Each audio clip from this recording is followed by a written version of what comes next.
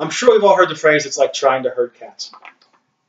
It's a phrase that's used when something is difficult or impossible to do. My question is, how hard can it really be?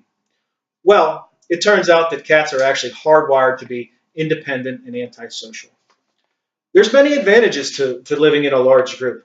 If you're a wildebeest and you live with 100 other wildebeest, the chances of being isolated by a lion are 1 in 100.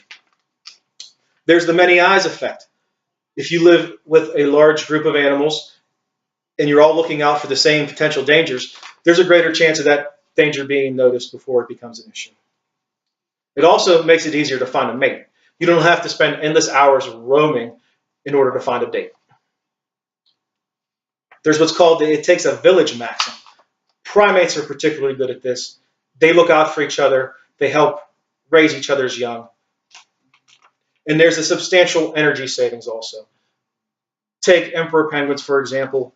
They survive the Antarctic winter with no protection from the other elements other than each other.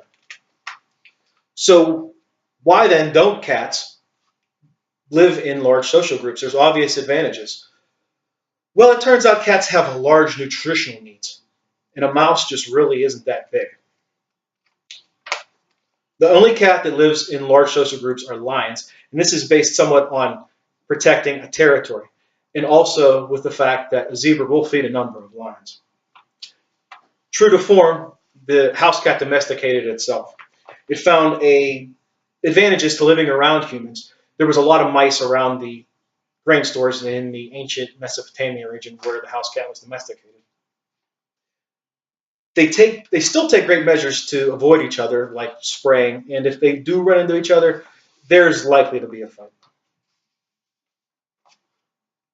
So cats' uncooperative behavior is based mostly on their nutritional needs. It turns out you can't herd cats because they're hungry.